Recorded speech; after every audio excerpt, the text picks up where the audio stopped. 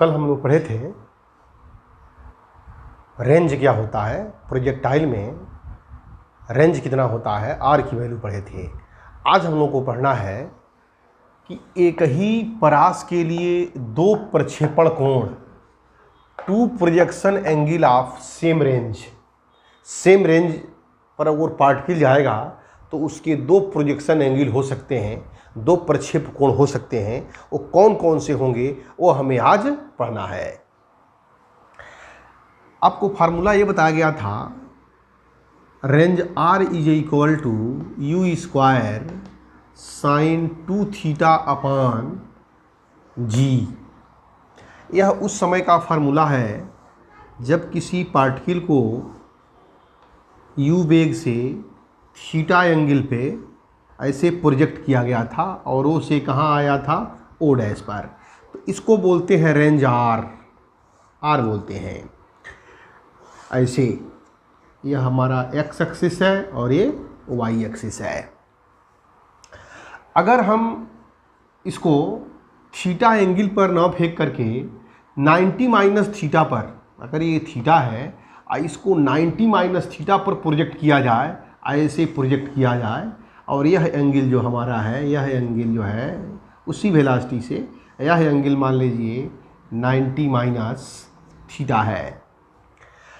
तो यहाँ पर थीटा के जगह पर हम 90 माइनस थीटा रखें तो लिख सकते हैं यहाँ पर R dash is equal to u square sine 2 90 minus theta by g, या इसको लिख सकते हैं यू स्क्वायर साइन 2 का मल्टीप्लाई करेंगे 180 माइनस 2 थीटा बाई जी। यह हो जाएगा U square sine 180 minus theta is equal to sine theta. तो पुनः आ गया ये साइन 2 थीटा बाई जी, और यह वैल्यू किसके बराबर है, आर के बराबर है, इज इक्वल टू आर, यानी आर डैश बराबर क्या आ गया, आर। इसका यह निष्कर्ष यह निकलता है कि किसी पिंड को थीटा पर प्रोजेक्ट करें या 90 माइनस थीटा पर प्रोजेक्ट करें, दोनों परिस्थितियों में क्या होगा, रेंज क्या होगा, बराबर होगा। तो लिख सकते हैं अर्थात किसी पिंड को थीटा या 90 माइनस थीटा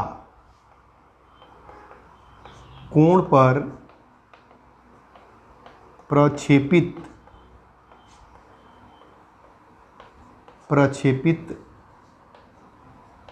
करने पर, किसी पिंड को थीटा या 90 माइनस थीटा कोण पर प्रक्षेपित करने पर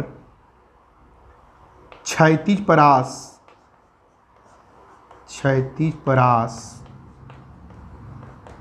समान होता है, क्षैतिज परास समान होता है।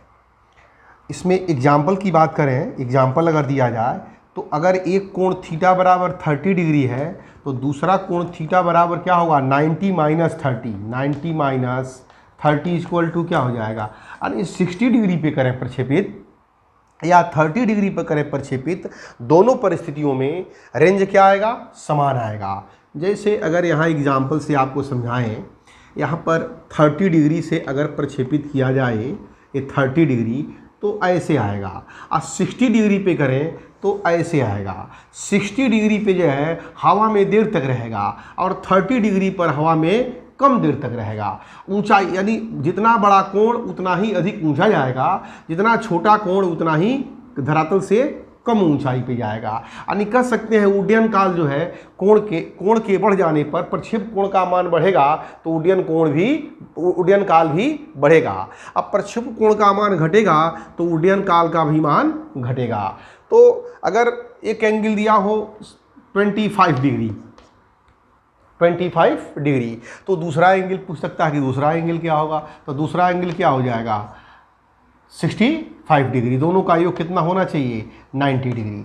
तो 25 डिग्री पर अगर प्रक्षेपित करें और 65 डिग्री पर करें तो 65 डिग्री वाले पर कोण पर हवा में बहुत देर तक रहेगा और 25 डिग्री पर हवा में बहुत कम देर तक रहेगा। यानी उड्डयन काल क्या होगा, बदल जाएगा, हाइट उसकी बदल जाएगी, लेकिन रेंज में कोई परिवर्तन नहीं होगा।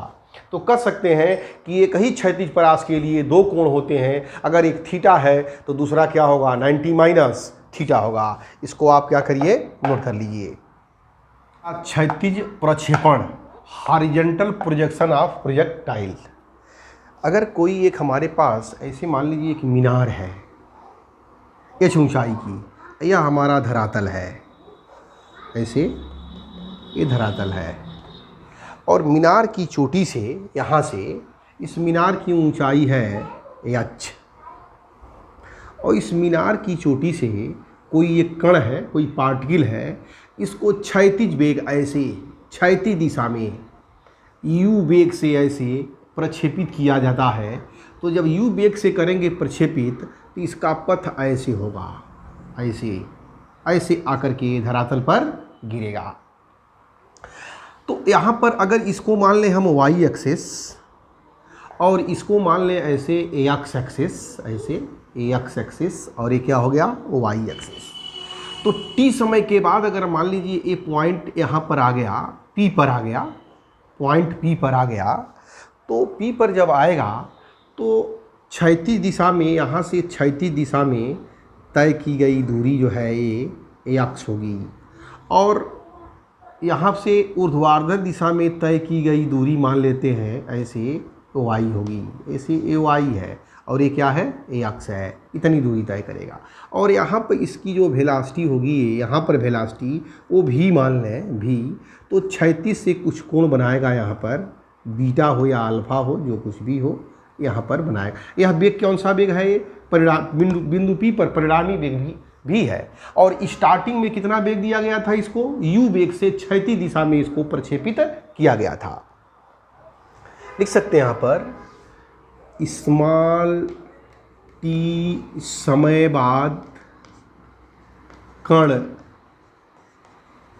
बिंदु P पर स्थित है। स्मॉल t समय बाद ऐसे आते आते बिंदु P पर स्थित है। इस स्थिति में, इस स्थिति में क्षैतिज दिशा में तय की गई दूरी x तथा ऊर्ध्वाधर दिशा में तय की गई दूरी y है। मान लेते हैं इतना है, y है।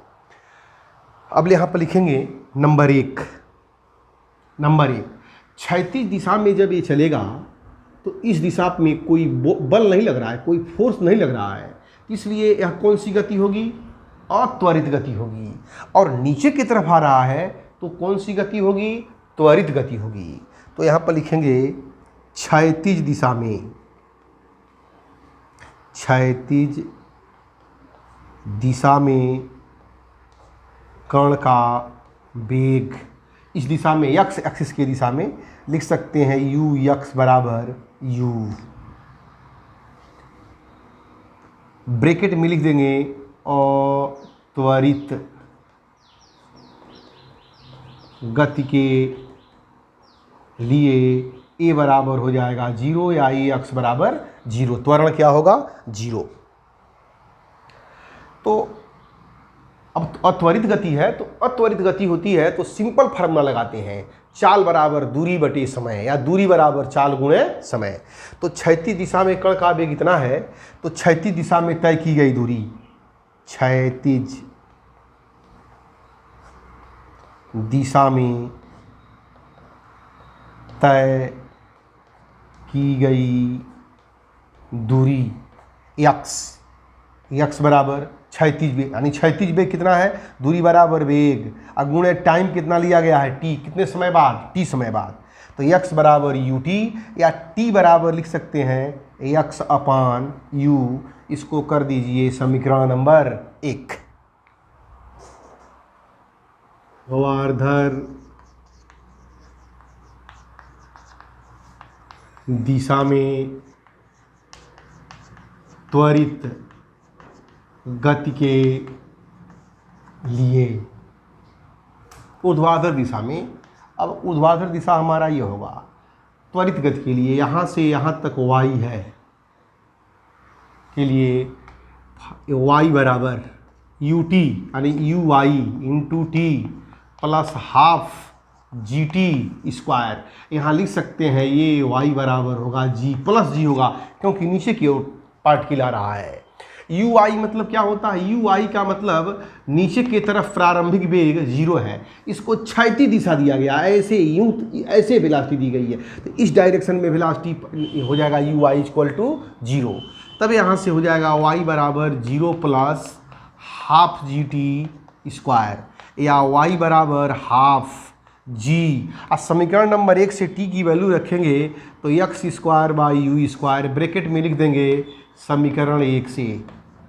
समीकरण 1 से t बराबर x बाई यू है, तो y बराबर हो गया half G upon 2 U square into X square. यह एक परवलय का समीकरण है, लिख सकते हैं यह एक परवलय का समीकरण है। अतः यह पथ परवलयकार है, परवलयकार है, पैराबोलिक है, परवलयकार है। अब हम निकालते हैं इसको यहाँ से अर्थ तक आने में, धरातल तक आने में कितना टाइम लगेगा और कितना यह क्षैतिज दूरी तय करेगा। उड्डयन काल, टाइम ऑफ फ्लाइट,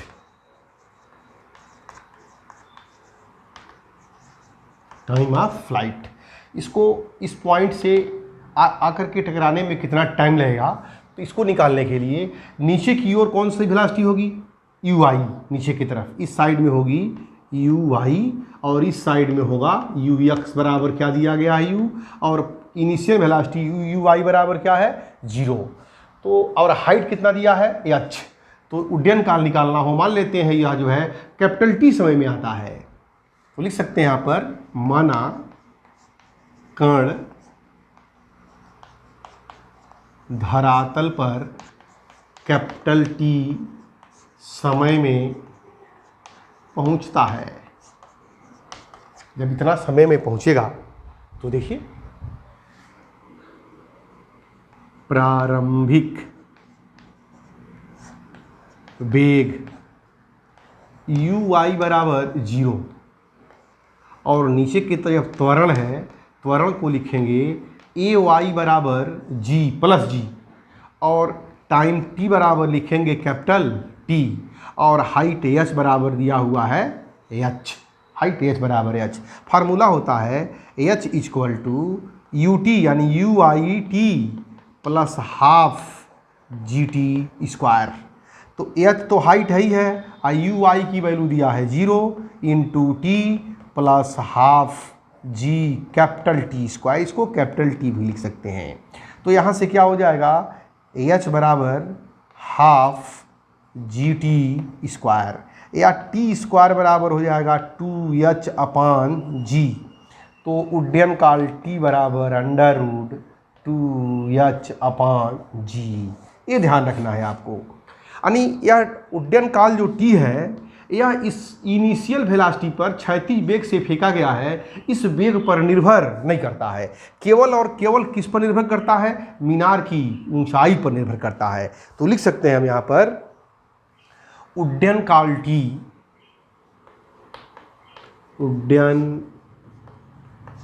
t क्षैतिज वेग u पर निर्भर नहीं करता है, यह केवल मीनार की ऊंचाई पर निर्भर करता है। अब देखिए यहाँ पर अगर हमारे पास दो पार्टिकल हैं, दो पिंड हैं, पिंड नंबर 1 और पिंड नंबर 1 है और 2 है, एक को स्वतंत्रता पूर्वक छोड़ दिया गया, नीचे यहीं से छोड़ दिया गया, और उसी समय इसको दिया गया वेलोसिटी 100 मीटर प्रति सेकेंड क्षैतिज वेग, और एक और कण है वो भी मान लीजिए नंबर 3, इसको दिया गया 200 मीटर प्रति सेकेंड का वेग दिया गया। 3 पार्टिकल है। पार्टिकल नंबर 1 है, इसको स्वतंत्रता पूर्वक यहीं से छोड़ दिया गया नीचे। दूसरे पार्टिकल को क्षैतिज वेग दिया गया, इसे कौन सा कितना 100 मीटर प्रति सेकेंड, और तीसरे पार्टिकल को दिया गया कितना वेग 200 मीटर प्रति सेकेंड का वेग दिया गया। पूछा जाए धरातल पर कौन पहले पहुंचेगा, तो तीनों के तीनों कितने ऊंचाई तय करेंगे, h ऊंचाई तय करेंगे। यहां से यहां तक आने में कितना हाइट तय करनी पड़ेगी, h। तो और उड्डयन कालटी केवल h पर निर्भर करता है, तो तीनों पिंड एक ही साथ पृथ्वी पर पहुंचेंगे। ऐसे प्रश्न भी पूछ सकता है। क्षैतिज परास,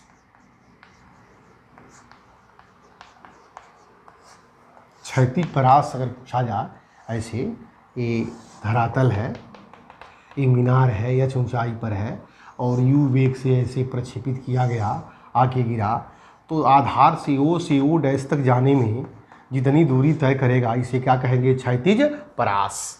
तो लिख सकते हैं R बराबर क्षैतिज परास। यहाँ से यहाँ तक लाने वाला वेग कौन है, क्षैतिज वेग, इसका नाम है क्षैतिज वेग, क्षैतिज वेग। तो लिखेंगे R बराबर क्षैतिज वेग गुणे उड्डयन काल, क्षैतिज वेग गुणे उड्डयन, यानी दूरी बराबर वेग गुणे समय। तो R बराबर क्षैतिज वेग दिया गया है u और उड्डयन काल होता है t, तो लिख सकते हैं R बराबर u, अंडर रूट अभी निकाला गया है 2h/g। यह डिपेंड करता है R की वैल्यू h पर भी डिपेंड करती है और प्रारंभिक वेग u कौन सा वेग है, क्षैतिज वेग है, क्षैतिज वेग पर भी निर्भर करती है।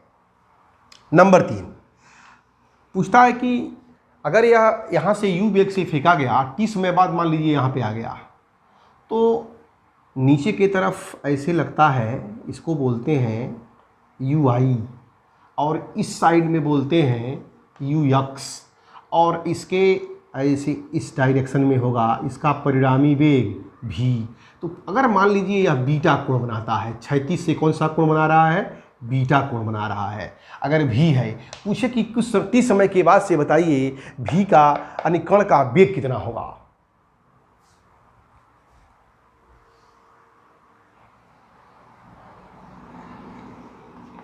t समय बाद कण का वेग, t समय बाद मान लेते हैं कण का वेग कितना है, v है। तो देखिए यहाँ पर t समय बाद कण का क्षैतिज वेग, कण का क्षैतिज वेग ux बराबर, कण का क्षैतिज वेग ux बराबर हो जाएगा ux बराबर u, क्योंकि क्षैतिज वेग कितना दिया है, u दिया है। यह कौन सी गति है, ऐसे भी देख लीजिए v बराबर u प्लस at, तो ये कौन सा वेग है, अंतिम वेग है क्षैतिज दिशा में, ये कौन सा वेग है, प्रारंभिक वेग है क्षैतिज दिशा में, त्वरण क्या है 0। तो प्रारंभिक वेग और अंतिम वेग बराबर है, यानी कितना है, हमेशा क्या रहेगा, u रहेगा। तो यहाँ पर लिख दिया ux बराबर u, x एक्सिस में उसका प्रारंभिक वेग हो गया, कण का क्षैतिज वेग t समय के बाद से कण का क्षैतिज वेग बराबर u, कण का ऊर्ध्वाधर वेग vy बराबर ui प्लस gt, v बराबर u प्लस gt, v के जगह पर vy नीचे की तरफ y एक्सिस पर, प्रारंभिक वेग vy नीचे की तरफ प्लस at के जगह पर gt। तो प्रारंभिक वेग नीचे की तरफ क्या होता है, 0 होता है। तो यहाँ पर लिख देंगे vy equal to 0 plus gt, यानी यह आ गया vy equal to gt। t समय बाद यहाँ पर vy का मान आ गया, यहाँ पर यू वाई नहीं बल्कि वी वाई कर दिए। वी वाई का मान आ गया जी टी, और यहाँ पर वी एक्स कर सकते हैं, वी एक्स का मान आ गया वी टी समय बाद। वी एक्स और यू एक्स बराबर होगा, लेकिन यहाँ पर यू वाई और वी वाई अलग अलग होगा। वी एक्स हो गया और ये वी एक्स हो गया।